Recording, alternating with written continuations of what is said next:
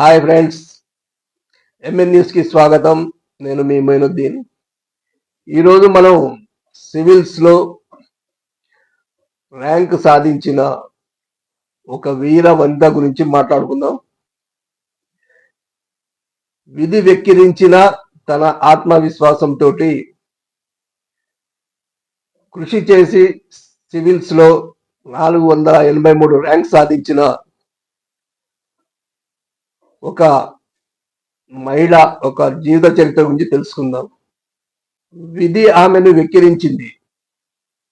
Wheel చైర్కి ఆమె జీవితాన్ని పరిమితం చేసింది. అదే వేరే వాళ్ళైతే నా జీవితం అయిపోయింది, ఇక నేను చక్రాల కుర్చీకే పరిమితం అని బాధపడేవాళ్ళు.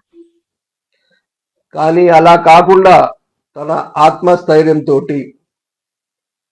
చదువును ముందుకు సాగించి సివిల్స్లో ర్యాంక్ సంపాదించింది. ఆమె పేరే అథిరా. కేరళ కోజికోడ్కు చెందిన అథిరా బెంగళూరులో బీడీఎస్ చదువుతుంది.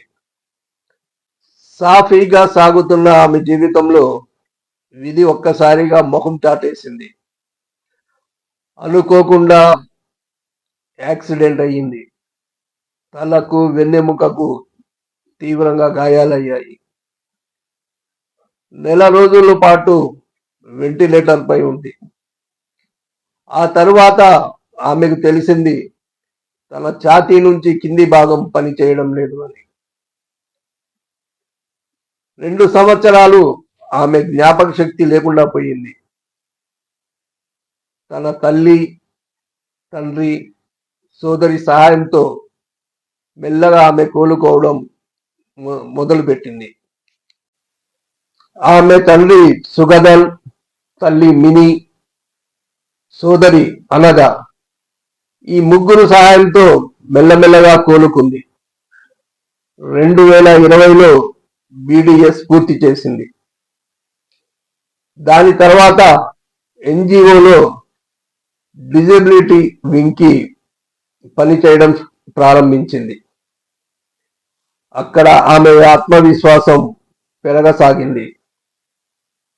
తను ఏదైనా సాధించగలను అన్న నమ్మకం ఏర్పడింది. మెల్లగా సివిల్స్ చేయాలన్న కోరిక మొదలయ్యింది. సివిల్స్కి ప్రిపేర్ అయింది. ఒక్కసారి కాదు, 2 సార్లు కాదు, 4 సార్లు ప్రయత్నించి విజయాన్ని సాధించింది. ఇది తన మొదటి ఇంటర్వ్యూ. నా ఆత్మశక్తితోటి నా కలలను సాకారం చేసుకోగలిగాను అని చెప్పి ఆమె చెప్పింది. ఆమె యొక్క ఆత్మవిశ్వాసం, ఆమె యొక్క ఆశయం నేటి యువతకు ప్రేరణ కలిగించాలని ఈ వీడియోను చేయడం జరిగింది. Thank you. బాయ్.